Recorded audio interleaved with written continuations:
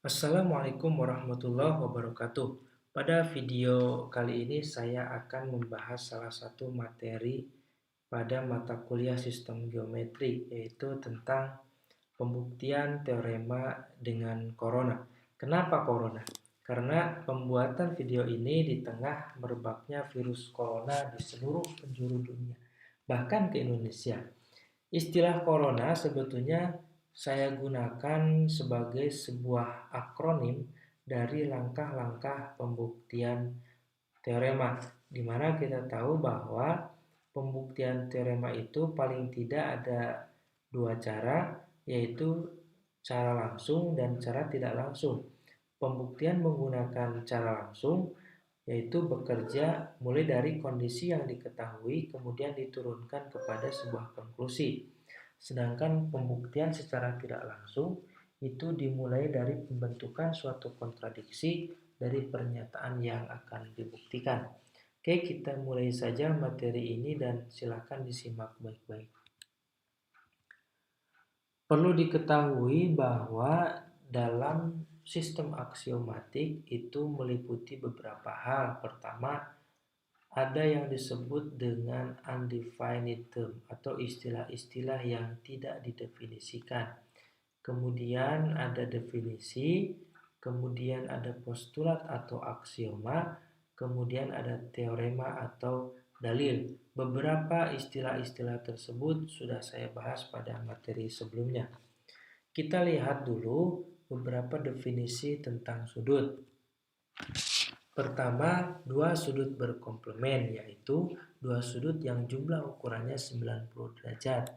Kemudian dua sudut yang bersuplemen, yaitu dua sudut yang jumlah ukurannya 180 derajat. Kemudian dua garis tegak lurus, yaitu dua garis yang berpotongan dan membentuk sudut siku-siku.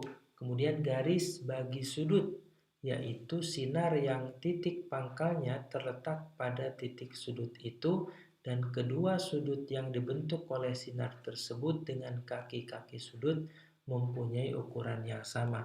Maksudnya seperti ini.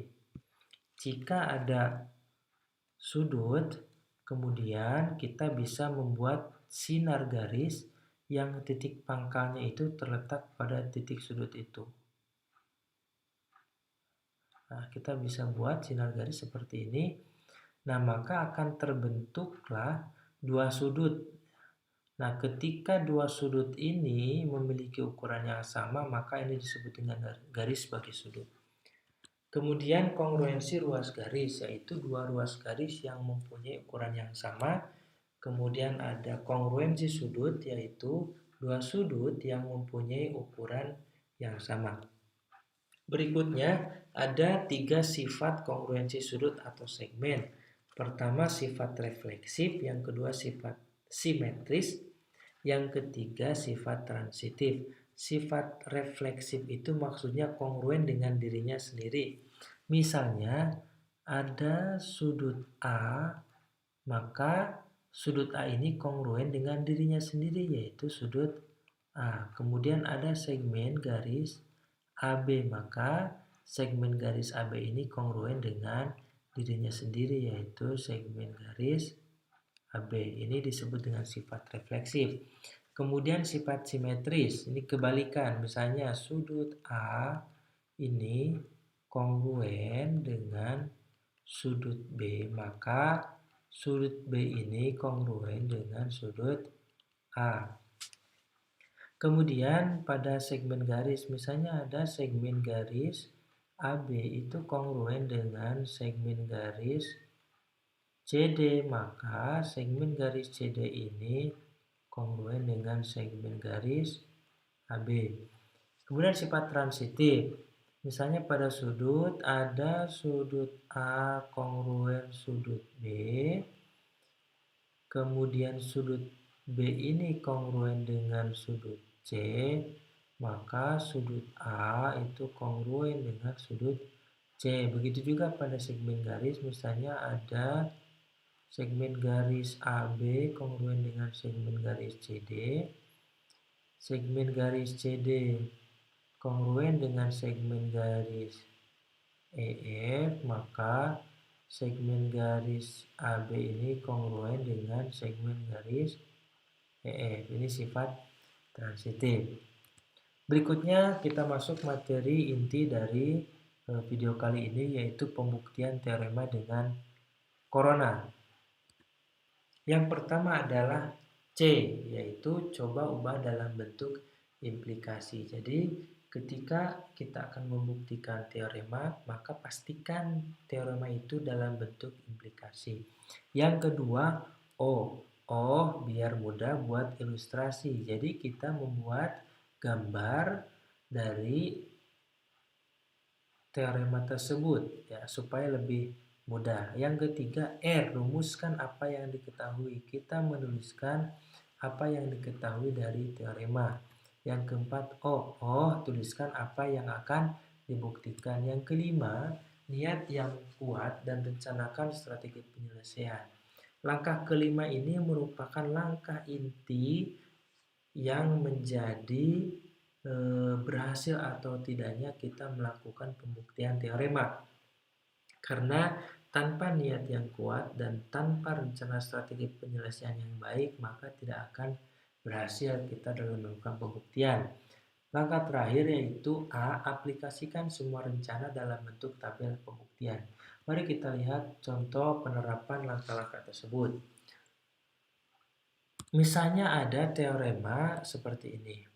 Jika titik A, B, C, dan D pada satu garis sehingga B titik tengah AC dan C titik tengah BD, maka AB kongruen CD. Langkah pertama tadi pastikan dalam bentuk implikasi. Kita lihat teorema ini sudah dalam bentuk implikasi. Ada, jika, ada, maka. Maka kita lanjut ke langkah berikutnya, yaitu kita buat ilustrasi. Kita bisa buat ilustrasi seperti ini. Ada titik A, B, C, D.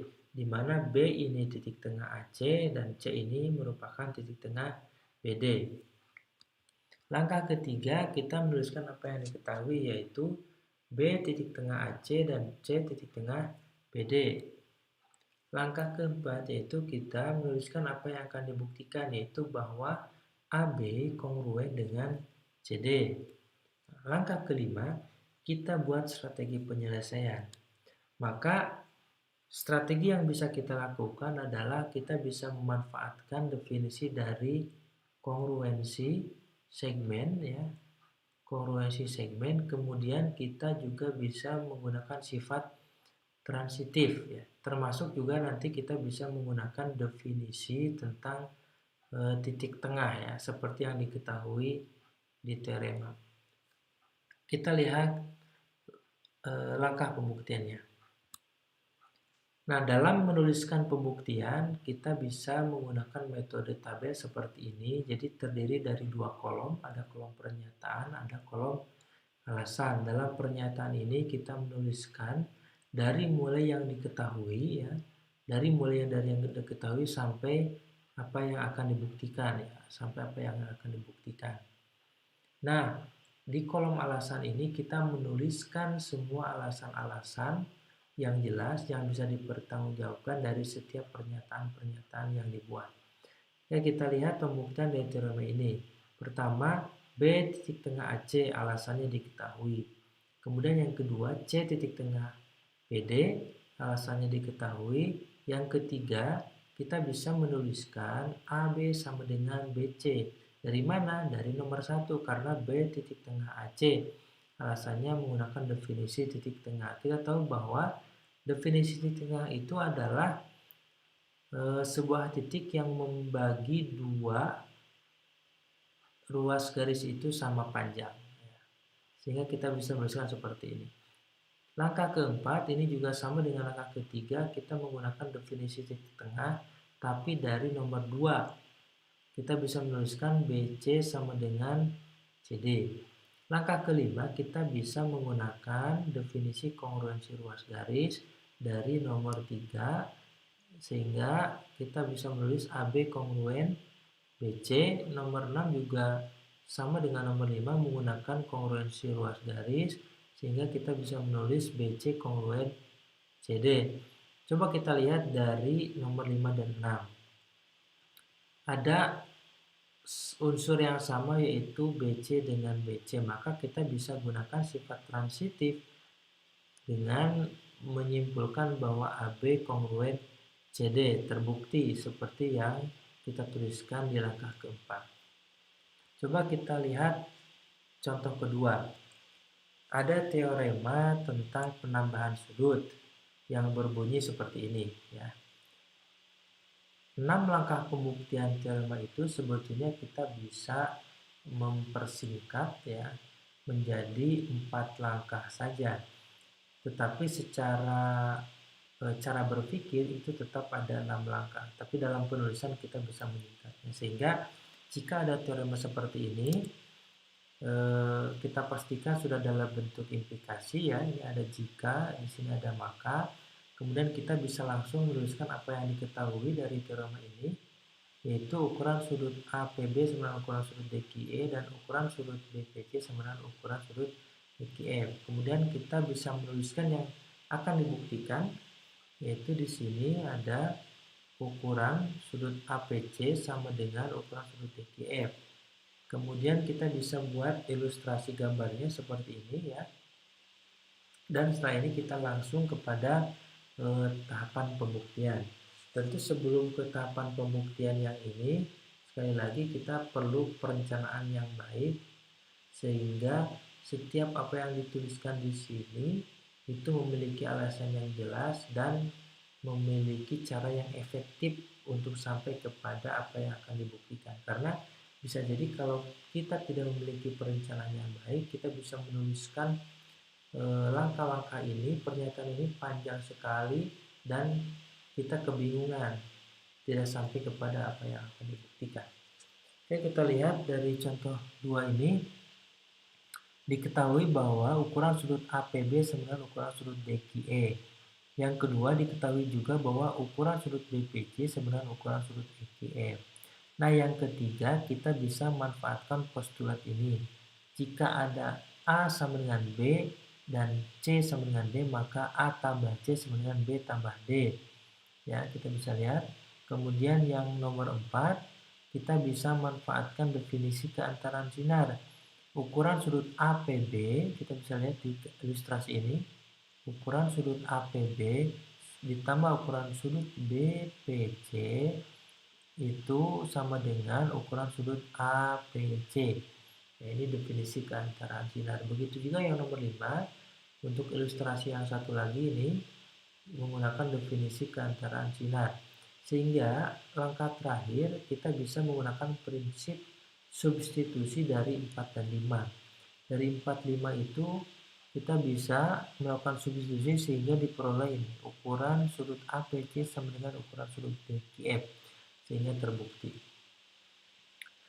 Nah, itu contoh penerapan dari langkah-langkah pembuktian teorema. Mungkin itu dulu materi yang saya sampaikan pada video kali ini. Saya akan bahas materi berikutnya pada video selanjutnya, dan sebelum mengakhiri materi ini, saya sampaikan terlebih dahulu ada beberapa postulat yang saya kira akan bermanfaat, termasuk juga teorema dalam pembuktian teorema-teorema berikutnya. Ada postulat tentang penjumlahan sudut, yaitu jika D titik di interior sudut BAC, maka ukuran sudut BAC sama dengan ukuran sudut BAD ditambah ukuran sudut DAC. Kemudian ada teorema pengurangan segmen, yaitu jika AC sama dengan DF, BC sama dengan EF, B di antara A dan C, dan E di antara D dan F, maka AB sama dengan DE. Oke, supaya lebih jelas kita lihat yang postulat penjumlahan. Kita bisa mengilustrasikannya seperti ini. Ini ada sudut, misalnya ini sudut A, ini titik B, ini titik C.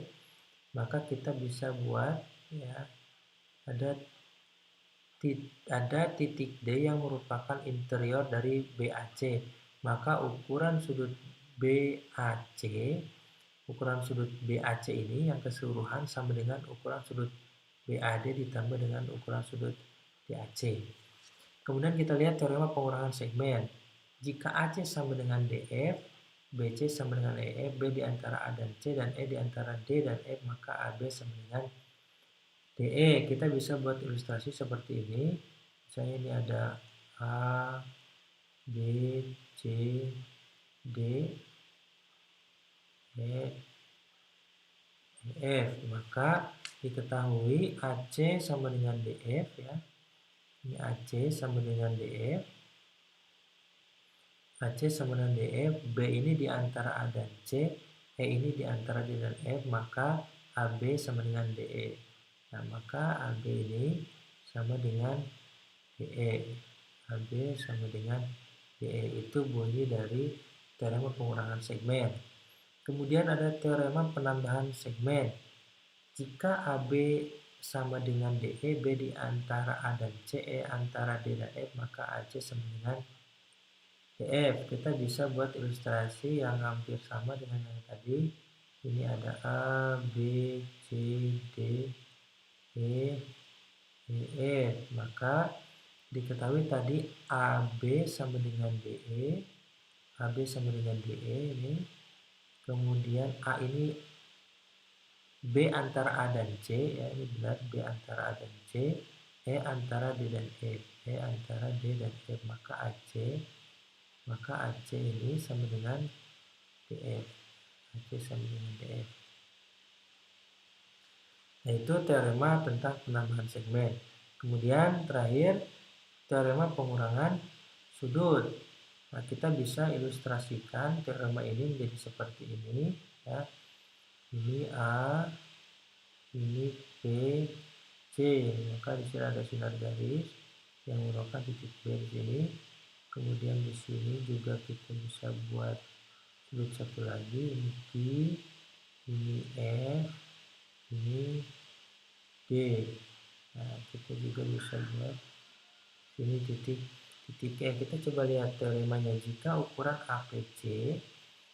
ukuran APC sama dengan ukuran DQF, ya, ukuran DQF, ukuran BPC ini berarti ya, BPC sama dengan ukuran EQF, PB antara PA dan PC ini, PB antara PA dan PC, QE antara QD dan QF, maka ukuran APB ini, ukuran APB sama dengan ukuran DQE. Itu bunyi dari teorema pengurangan sudut. Oke, saya harapkan dipahami semua postulat dan semua teorema ini, karena akan sangat membantu dalam melakukan pembuktian teorema atau dalam menjawab semua pertanyaan-pertanyaan tentang berkaitan dengan pembuktian teorema. Saya kira itu dulu yang bisa saya sampaikan. Terakhir, sebagai kepedulian kita terhadap pandemi corona yang sekarang sedang terjadi, mari kita baca sholawat tibil qulub agar Allah memberikan pertolongan kepada kita semua. Mudah-mudahan pandemi corona ini bisa segera sirna, bisa segera berakhir, dan kita bisa hidup normal kembali seperti sedia kala. Mari kita baca sholawat bersama. Allahumma sholli ala sayyidina Muhammadin tibbil qulubi wa dawaiha wa afiyatil abdani wa shifaiha wa nuril absari wa diyaiha wa ala alihi wa sahbihi wa sallim. Terima kasih, semoga bermanfaat. Assalamualaikum warahmatullahi wabarakatuh.